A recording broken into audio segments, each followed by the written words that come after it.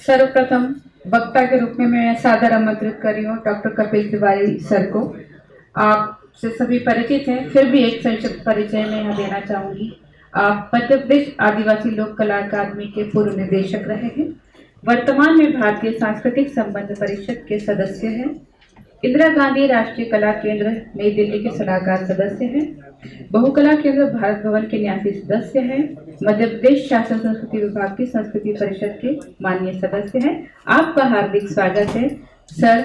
आपके वक्तव्य हेतु ये मंच उपस्थित है। आदरणीय सर।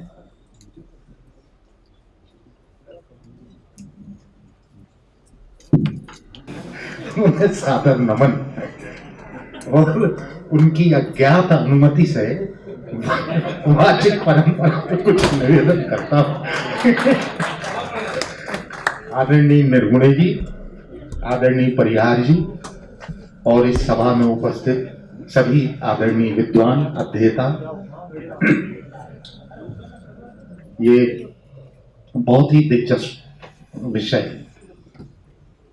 देखिए, असल में हम लोग जो हैं, जिस जीवन और जिस परंपरा से आते हैं उसमें साहित्य को समझने की हम सब लोगों के लिए एक रूढ़ी बन गई है, एक धारणा है, एक समझ है और हमारे सामने बहुत बड़ा और ऐतिहासिक रचनात्मक अवदान है हमारी साहित्य परंपरा का। लेकिन हम आज जिस जीवन और उसकी वाचिक परंपरा की बात कर रहे हैं, उस जीवन में जीवन और साहित्य दो चीजें नहीं।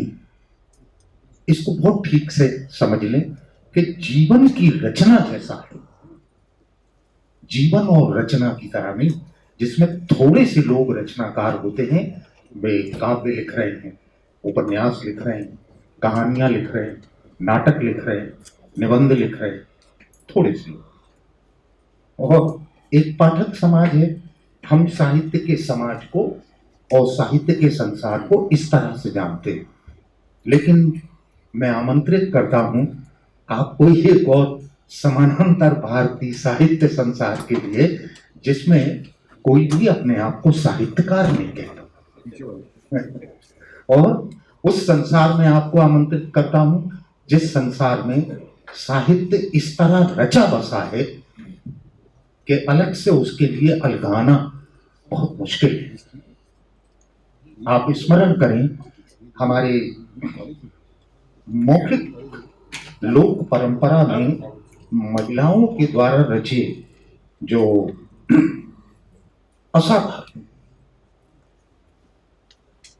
असाधारण गीति रचना, वो उनका भारतीय परंपरा में एक महान लिरिक है। हमारे 16 संस्कारों के गीत, कोई महिला इस देश में इसका दावा कर सकती है कि किसी भी भाषा में उस संस्कार गीत की रचना उसने की है और वो उसकी रचनाकार नहीं हो सकता। बिल्कुल ठीक इसी तरह से कोई भी उसको साहित्य की तरह पढ़ता नहीं। जो जीवन में घुला मिला है, एक जन्म की एक महान घटना होती है और उसके साथ एक गीत होता है। इसकी महिमा कुछ और शताब्दियों से ना उसके शब्द बदलते हैं, ना उसकी धुन बदलती है, ना उसका संगीत बदलता है, ना उसके साथ जुड़े अनुष्ठान और लोकाचार बदलते हैं। ये दाय है। इसको समझने की एक और दृष्टि की हमारे लिए जरूरत है, जो दृष्टि साहित्य के नागर समाज से बंधी हुई है, उससे एक मुक्त दृष्टि चाहिए। जीवन में घुले मिले शब्द के रचना संसार को समझने और उससे प्रतिकृत होने के लिए, क्योंकि वो मातृभाषाओं में रचा गया है। और स्मरण रखिए, इस संसार में हर आदमी की एक मातृभाषा है। 10 लोगों का भी एक कबीलाई समाज सुदूर अरण्य में कहीं रहता है तो उसकी एक मातृभाषा है। और आश्चर्य है, ना उसका कोई शिक्षक होता है, ना उसका कोई पाठ्यक्रम है, ना उसकी कोई पुस्तक है, ना उसका कोई स्कूल है, ना उसका कोई अध्यापक है, और हर आदमी एक भाषा जानता है। अब इस तरह की भाषा में जब संप्रेषण होता है और रचना होती है, उसकी महिमा कुछ अलग है। मैं अभी कुछ दिनों पहले पॉल रैप्स एक बहुत बड़े जर्मन मनोवैज्ञानिक, उनकी एक रिसर्च पढ़ रहा था जिसमें मातृभाषा की शक्ति के बारे में बहुत महत्वपूर्ण टिप्पणियां की गई। मैं अभिभूत हो गया उसको पढ़ के। मैं बहुत सारी सभाओं में इस दृष्टांत को सुनाता हूं, यहां भी आप लोगों के सामने निवेदित करता हूं।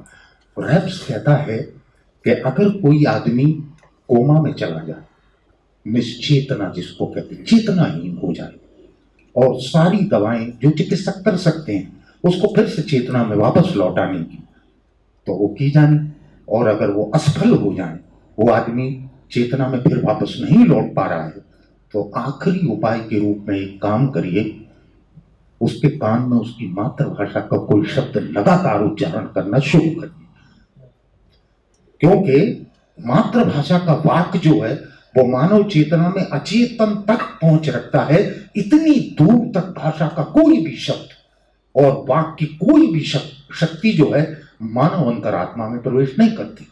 और अगर 1% भी संभावना चेतना में वापस लौटने की होगी तो वो आदमी लौट आएगा, और अगर ये प्रयास निष्फल हो गया तो फिर इस संसार की कोई भी औषधि उसको चेतना में लौटा नहीं सकती। यह ताकत हम आज जिन वाचिक परंपराओं की बात कर रहे हैं, कृपया उनको हमारे तथाकथित साहित्य की परंपरा के समानांतर या उसके विकल्प की तरह समझने की एक दृष्टि बंद करिए।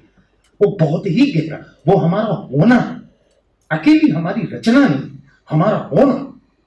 मुझे बताइए, क्या हम उस पारंपरिक संगीत के बिना रह और जी सकते हैं? कैसा हो जाएगा जीवन, और कैसा हो जाएगा समाज, कैसे हो जाएंगे परिवार, और कैसी रिक्त हो जाएंगी हमारी परंपराएं अगर वो दाय हमारे पास से चला गया?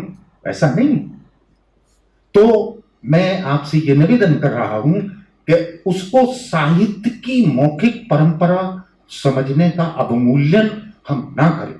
ये रूढ़ी साहित्य ने हम में बना दी कि जब हम वाचिक लोक साहित्य लोक परंपराओं की बात करते हैं तो हमारे दिमाग में साहित्य चमकता, कोई कथा, कोई गाथा, कोई गीत।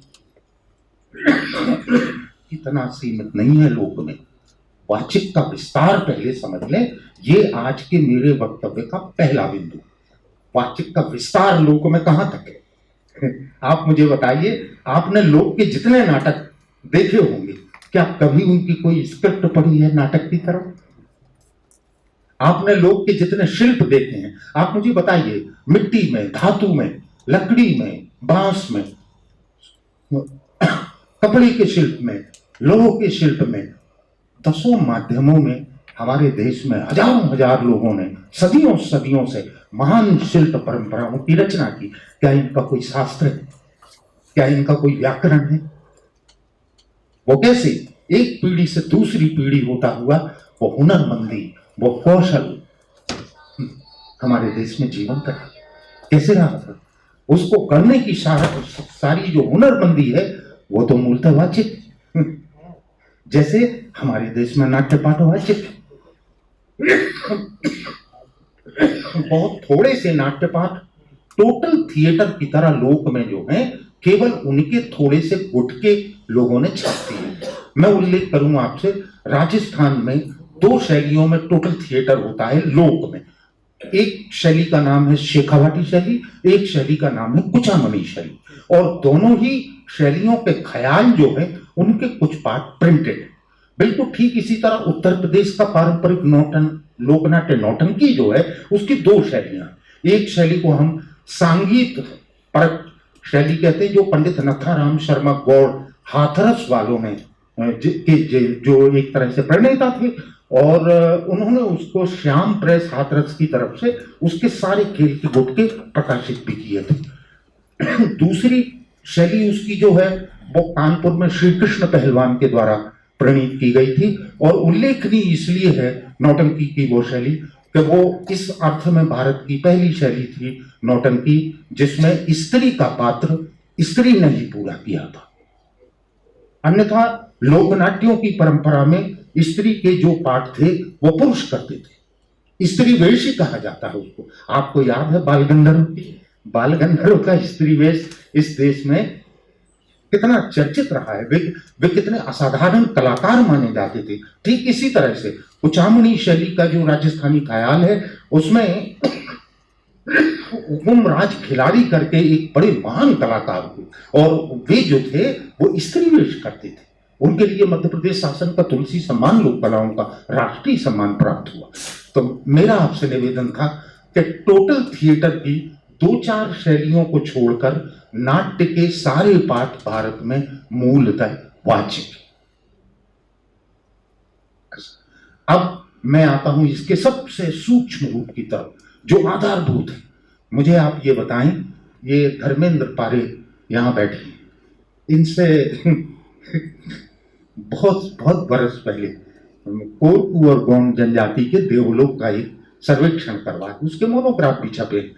तो मैं ये देख के हैरत में रह गया। वो हमने प्रकाशित किए हैं कि 80% जनजाति देवलोक जो है वो मूलतः धारणा में, वो आस्था का विषय, उसके स्वरूप या मूर्तियां। हाँ, इसका क्या मतलब हुआ? मूर्तिकरण नहीं हुआ। 20% देव और मातृ शक्तियों की जो धारणा है उसका मूर्तिकरण हो पाया जनजातियों में। और बहुत सारे देवता और मातृ शक्तियों के निवास वृक्षों में, सरोवरों के किनारे, चबूतरों के पास, देववनों में या कुछ विशेष पवित्र स्थानों में है जहां जाके पूजा की जाती। इसका अर्थ ये हुआ कि जनजातीय परंपरा का देवलोक भी तत्वतः वाचिक है।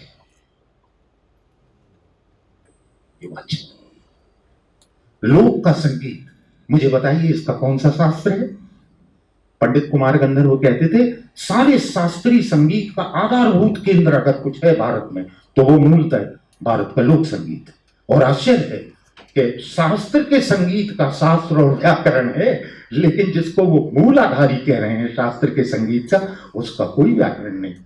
उसकी केवल एक सुंदर स्मृति है जो एक पीढ़ी से दूसरी पीढ़ी हस्तांतरित होती है, और उसमें कभी भूल चूक नहीं। वो एक ऐसा शास्त्र है जो मनुष्य के अस्तित्व की तरह चलता ही रहता है, त्रुटि के बिना। सारा भारत इस वाचिकता से बंधा हुआ है।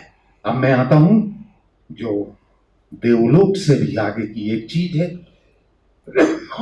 बहुत ही सूक्ष्म है। आपने कभी लोक के ज्ञान का कोई शास्त्र देखा, सुना है कभी? हमारे देश में ज्ञान की परंपरा में कितने शास्त्र बना, वेद हैं, उपनिषद हैं, आरण्यक हैं, संहिताएं हैं, सूत्र हैं, ब्राह्मण ग्रंथ हैं, कितना कितनी मीमांसा उनकी। लेकिन एक ज्ञान जीवन की कठिन पाठशाला में सीखा जाता है। उसके शास्त्र नहीं बनते। किसान के पास कोई शास्त्र है? भारत से ज्यादा दक्ष किसान इस धरती पे दूसरा।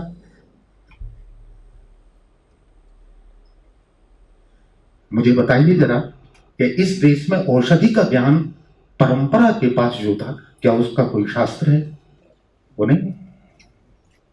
मुझे एक बात बताइए कि भारत में जितने पारंपरिक लोक नृत्य हैं, और जहां तक मेरी अपनी बड़ी बहुत लंबी एक यात्रा में, जिसमें मैं उत्सवों के आयोजन बहुत करता रहा हूं 30 साल, 400 प्रकार के लोक नृत्य भारत में लगभग। ये धरती पे चकित कर देने वाला नर्तन का एक संसार है। इतनी विविधता में इस पृथ्वी पे किसी देश के पास लोक नृत्य नहीं है। इसका कोई शास्त्र नहीं, इसके नर्तन का कोई व्याकरण नहीं, और वो चल रहा है। कृपया वाचिक का विस्तार अपनी चेतना में करिए। वो शब्द परंपराओं में है, वो नर्तन की परंपराओं में है, वो संगीत की परंपराओं में है, वो शिल्प की परंपराओं में है, वो नाट्य परंपराओं में है, वो देवलोक में है, और वो लोक के ज्ञान में। अगर इतने विस्तार में भारत को मौखिक के संसार की तरह नहीं समझा गया तो आप भारत को अधूरा जानते। और भारत के हार्द में प्रवेश करने का जो मामला है वो दरअसल वहीं से शुरू होता है। मैं दसियों सभाओं में इस बात को लगातार कहता रहा हूं कि दरअसल उस दिन भारत अपने स्वरूप से वास्तव में परिचित होगा जिस दिन वो अपने लोग को ठीक से समझ लेगा। एक दृष्टांत बताता हूं। महात्मा गांधी बड़े लंबे समय तक भारत में आजादी के आंदोलन की लड़ाई के अगुवा थे। सब उन पर निर्भर करते थे, वे ही मार्गदर्शन देते थे। बार बार वे कई बार छोटी छोटी घटनाओं की वजह से आंदोलन को वापस ले लेते थे। युवाओं को बहुत क्रोध आता था कि ये क्या कर रहे हैं। एक पढ़ा लिखा मध्यवर्गीय क्रोधित सा होकर बापू के पास गए और उसने उनसे प्रश्न किया कि आप बता दें बापू, आखिर भारत स्वतंत्र कब होगा? ये आपने फिर आंदोलन वापस ले लिया, आप एक तारीख तो बता दें, कब तक हम लोग प्रतीक्षा करें? तो वे कुछ काम कर रहे थे, उन्होंने बड़े गौर से उस युवक पढ़े लिखे मध्यवर्गीय की बात सुनी और उसकी तरफ ऐसे देख के कहा कि मित्र, मैं जिस भारत को जानता हूं वो स्वतंत्र है। स्वतंत्र तुम्हें होना, और जिस दिन भी तुम तय कर लो उस दिन भारत स्वतंत्र है। क्योंकि मैं जिस भारत को जानता हूं वो अपनी भाषा, अपनी बोलियों में, अपनी धार्मिकता में, अपने अनुष्ठानों में है, अपनी पूजा पद्धतियों में, देवताओं के प्रति अपने आदर में है, अपनी सांस्कृतिक परंपराओं में है, अपने नर्तन में है, अपने संगीत में है, और इसके लिए वे किसी की गुलामी स्वीकार नहीं करते। तय तुम करो, तुम्हें तय करना है कि तुम कब स्वतंत्र होना चाहते हो, क्योंकि तुम्हारा सब कुछ उधारी का है। स्वतंत्र तुम्हें होना। मैं इसीलिए बार बार बहुत सारी सभाओं में इस दृष्टांत को सुना के कहता हूं कि लोक भारत को उस तरह समझना, अगर हमने उसको नहीं समझा तो ना हम भारत की परंपरा को ठीक से समझेंगे, ना भारत के सांस्कृतिक दायरे को ठीक से समझेंगे, और प्रकारांतर से मैं कहूं कि दरअसल उसको दरकिनार करके हम अपने समय को भी बहुत ठीक से नहीं समझ सकते। ये संभव नहीं है। इसके ऐसे अंतर्विरोध पैदा होंगे कि जैसा मैंने कल संकेत किया था कि एक ही भारत में दो भारत से यात्रा कर रहे हैं और एक भारत दूसरे की कीमत पे पनप रहा है, और ऐसे देश बहुत लंबे चलते नहीं, इनकी स्वतंत्रताएं टिकती नहीं, ये खतरे में पड़ते। ये समझ लेने की बात है, और भारत इसको जितनी जल्दी समझ ले। आज के दृश्य को देखिए जरा, जो कुछ हमें देखने देश में मिल रहा है, क्या आपको ऐसा नहीं लगता कि हमें बाहर से किसी शत्रु की क्या जरूरत है? हम तो शत्रु अपने भीतर ही लिए बैठे हैं और भारत से ही लड़ रहा है। वो इसलिए हो रहा है कि दरअसल आपने एक देश को इतना इग्नोर किया है, इतनी उपेक्षा की, इतना उपहास किया है। ये अंतर्विरोध तो उसमें से उभर नहीं, उसका कुछ नहीं कर सकते। लेकिन अब भी समय है भारत के पास, वो ठीक से अपने पारंपरिक ज्ञान को, अपनी पारंपरिक संस्कृति को, अपनी वाचिक परंपराओं को, अपनी शिल्प परंपराओं को, अपने देश की आध्यात्मिकता को समवेत में ठीक से जानना शुरू करे और उसका आदर करना शुरू करे। तो हम ये कह सकते हैं कि हम भारतवासी भारत को ठीक और सम्यक अर्थों में जानते हैं, अन्यथा हमारा जानना बहुत तथाकथित होगा। वो होगा जो आधुनिक शिक्षा ने हमें बनाया है। मैं आधुनिक शिक्षा का एक उत्पाद हूं। मैं विश्वविद्यालय में पढ़ा हूं, मैंने डिग्रियां ली हैं, मैंने शोध की है, और मैं जानता हूं, कैसे कहूं, मुझे इतनी शर्म आती है। मैं 35 बरस पहले जब भारत की पहली आदिवासी और लोक कला अकादमी में नौकरी करने आया, वो आरंभ भी हुई थी, तो मुझे कुछ भी समझ में नहीं आ रहा था कि मैं क्या नौकरी करने चला आया, लोक होता क्या है, इसका अध्ययन मुझे करना कैसे। मैं कुछ नहीं जानता था, अंधेरे में था, और मैं पीएचडी कर चुका था, वो भी साहित्य। मैंने 4 पारंपरिक लोकगीत अपनी परंपरा के कंठस्थ नहीं किए थे, और मैं डॉक्टरेट था साहित्य। मैंने महाभारत नहीं पढ़ा था, वार एंड पीस पढ़ ली थी। एक विडंबना था आधुनिक शिक्षा की। धीरे धीरे मैंने उस जगत को समझना शुरू किया। और मुझे नहीं मालूम कि वो एक पूरी दुनिया जिसमें मैं रचा बसा था, पैदा हुआ था, शिक्षित हुआ था, वो मुझसे कैसी छूट गई।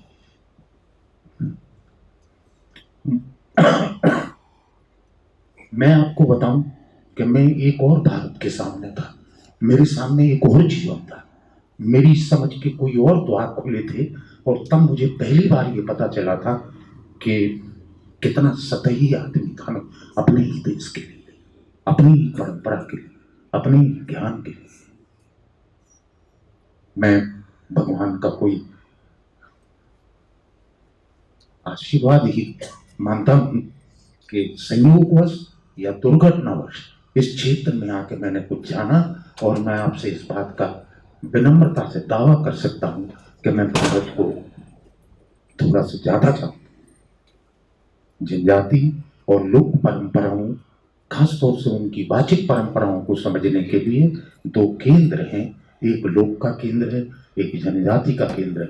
जनजाति का जो केंद्र है वो लोक की तुलना में ज्यादा सघनता से जीवन में जुड़ा हुआ है।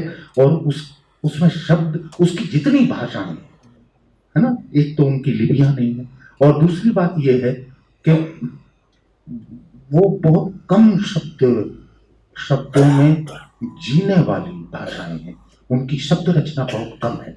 और मैं इसको बहुत बार कहता हूं कि मुझे बहुत संदेह होता है, क्या सचमुच में जीवन के लिए भाषा में इतने शब्दों की जरूरत पड़ती है जितने शब्द हमने बना लिए। हम 10-10 लाख शब्दों की डिक्शनरियां बना रहे हैं, हास्यास्पद है। क्या ये सच है कि जीवन में जितना झूठ बढ़ता जाता है, जितना छल बढ़ता जाता, शब्द भी उतने ही बढ़ते चले जाते। एक सच्चे जीवन के लिए तो कितने थोड़े से शब्दों की जरूरत होती। जनजातियों के पास जो भी भाषाएं हैं उनमें जो शब्द हैं वे बड़े प्रामाणिक हैं, थोड़े से हैं, अजमाए हुए हैं, और सबसे बड़ी बात, वे सबसे जरूरी शब्द हैं संवाद के लिए और रचना के लिए। इसीलिए उनके गीतों में एक तरह की मंत्रात्मकता है ना। उसमें शब्द अर्थ की भाषा का द्वैत नहीं है, और वे साहित्य की सुंदरता पैदा नहीं करना चाहते, वो कोई और काम कर रहे। मंत्र की जरूरत कब पड़ती है? याद रखना, बहुत संभल के जाना जनजाति परंपराओं के गीतों के पास, कथाओं के पास, बहुत संवेदनशील होकर जाना, क्योंकि वो बहुत सघनता से हमारा होना, मनुष्य के होने में जितनी भाषा की जरूरत है और मनुष्य के अनुभूति में जितने दूर तक किसी रचना की अभिव्यक्ति होती है, उससे एक शब्द भी अधिक उन्होंने कहा। फिर हम लोक की वाचिक परंपरा पे आते हैं। ये मातृ शक्तियों के अधिष्ठान की कृतज्ञता पर खड़ा हुआ जीवन है। इसमें धरती माता, प्रकृति माता, स्त्री माता, नदी माता, गाय माता और भाषा माता, ये षट मातृकाओं का विस्तार जो है, ये लोक के बोध का संसार है। सातवीं माता भी पराम्बा, जिनकी शक्ति से सब शक्तिमान, सारी धरती, सारी प्रकृति, सारी नदियां, सारी प्राणी सत्ता, सारी स्त्रियां और सारी भाषाएं, सब उन्हीं की शक्ति से शक्तिवान। लेकिन ये षट मातृकाओं का लौकिक लोक जो है, इसका बोध विन्यस्त होता है मातृका के प्रति आदर भाव से। धरती माता, जब आप धरती को माता की तरह देखते हैं, आपका पूरा संबंध बदल जाता है पृथ्वी के साथ। आप जब स्त्री में मातृशक्ति का अधिष्ठान करते हैं, स्त्री को देखने की पूरी दृष्टि बदल जाती है। आप जब एक नदी को माता कहते हैं, नदी के प्रति आपका पूरा बोध, भाव, सम्मान कुछ और ही हो जाता है। तब आपके लिए वो एक भौतिक चीज बन नहीं रही, ना उसकी भौतिक दृष्टि से प्रदूषित होने की चिंता बचती है, आपकी आस्था को चोट लगती है। आपने जब से ये बोध खो दिया है और सारी प्रकृति और नदियों को भौतिक बना डाला है, तब से आपको लगता है उनका उपभोग कर सकते हैं। आप मुझे बताइए तो, इस समाज में आप स्त्रियों को कैसे देखते हैं? क्या कर दिया है आपने? ऐसा इसलिए हुआ है कि आप उस महान वाचिक परंपरा की कृतज्ञता को भूल गए, उसके मातृबोध को भूल गए। कितने गीत हैं इस देश ने नदियों के लिए लेके रचे, गंगा को लेकर, नर्मदा को लेकर, कोसी को लेकर, गंडक को लेकर कितने गीत रचे। महान सभ्यताओं के अभ्युदय और उनके पतन उनके किनारों पे हुए, लेकिन वे कभी रुकी नहीं, आर्निस बहती। और कमाल ये है उनकी अहेतुक कृपा है, वे एक क्षण भी रुकती नहीं। धरती जो सबको पालती, गाय, गाय का अर्थ समझ लीजिए ठीक से, तमाशा बना दिया है उसका भारत में। दरअसल वो सारी प्राणी सत्ता का महानतम रूपक है। गांधी कहते थे गाय की आंखें देखो वो करुणा की कविता लगती है। क्या कहते थे? करुणा की कविता लगती है गाय की आंख गांधी को। हमारे देश ने उसको माता का दर्जा ऐसे ही नहीं दिया, क्योंकि सारी मनुष्य सत्ता जो है उसके पीछे करोड़ों प्राणियों की एक सत्ता मनुष्य के जीवन को संभव करती। सारी प्राणी सत्ता के प्रति अपने जीवन को संभव करने की कृतज्ञता को व्यक्त करने के लिए भारत ने गाय को चुना। वो सिर्फ एक पशु, ठीक से समझ लो। और भाषा के बारे में तो मैं आपसे कह ही चुका हूं। ये षट मात्रिका में लोक का जो अधिष्ठान है उसका मंगल विधान होता है, और लोक जो है, जैसा कल भी मैंने संकेत किया था, प्रगाढ़ता से लौकिकता है, प्रगाढ़, उसको मृत्यु का कोई भय नहीं। वो कहना हम जानते हैं जीवन मिला है तो जीवन छोड़ना भी होगा। हम जीवन में जीवन की स्थापना और जीवन का विसर्जन दोनों ही हंसते हंसते करेंगे, क्योंकि आखिरी विदाई जीवन से नहीं होती। मैं अटूट राग से बंधा हुआ हूं। लोक का अर्थ है जीवन से अटूट जीवन राग। मैं फिर वापस आऊंगा, मुझे आखिरी रूप से कहीं नहीं जाना, मुझे कोई मोक्ष चाहिए। ये लोक, इसका ये जो ज्ञान है ये पूरा वाचिक है। इतने विस्तार जनजाति और लोकवाचिकता को भारत में समझने की कोशिश करें। मैं पूरे विश्वास से आपसे कह सकता हूं, एक और भारत आपकी आंखों के सामने, आप ही के भीतर, आपकी अंतरात्मा में उठ खड़ा होगा। वो आपको दिखना शुरू होगा और आप हैरत करेंगे, अरे मैं अपने ही देश को क्यों अब तक देख नहीं पाया। ये बड़ी अजीब सी बात है। उस दिन एक अद्भुत घटना होगी, जिस दिन आपकी आंखें अपने को ही देखना शुरू करती हैं, उस दिन एक और जगत खड़ा होता है। जो आंखें दुनिया ही दुनिया, बाहर संसार ही संसार, बाहर का ही सब कुछ देखती रहती, जिस दिन इन आंखों के पीछे एक दृष्टि अपने आप को देखना शुरू करती है, उस दिन मनुष्य बदलता है। लेकिन जिस दिन हम इस वाचिकता को अपनी समग्रता में देखना शुरू करते हैं, तो उस दिन एक देश कुछ और दिखना शुरू होता है। और मैं मानता हूं कि मुझे इस पर कभी कोई संदेह नहीं रहा। मैं अपने अनुभव के आधार पर आपसे कह रहा हूं, पुस्तकें पढ़ के नहीं। मैंने बहुत कम पुस्तकें लोग को लेकर पढ़ी, मेरी उसमें ज्यादा दिलचस्पी नहीं, क्योंकि मैं जानता हूं वे पुस्तकालयों में बैठ के लिखी गई हैं, वे उद्धरणों से भरी हैं, जो दूसरों के अनुभवों का बखान करती रहती हैं। फलाने ने ये कहा, फलाने ने ये कहा, केवल उसमें लेखक अनुपस्थित होता कि वो क्या कह रहा है।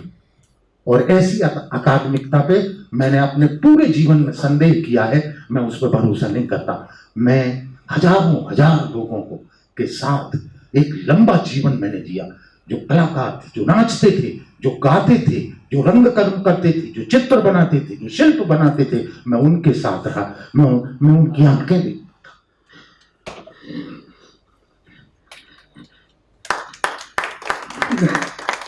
और मैं आपको बताऊं कि एक एक आदमी एक पुस्तक की तरह मुझे लगता था।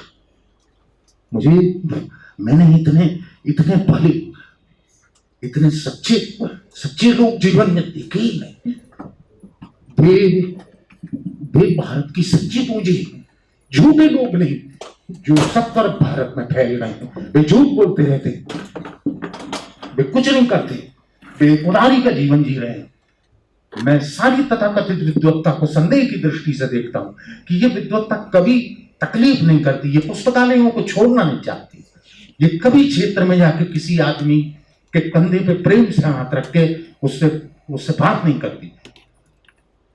ये कैसी आध्यात्मिकता है, ये कैसी विद्वत्ता है। ये जब तक ये अपने आग्रहों को बंद नहीं करते और डिग्रियों के लिए ये धंधे बंद नहीं करते, तब तक हम उस जीवन को समझ नहीं सकते।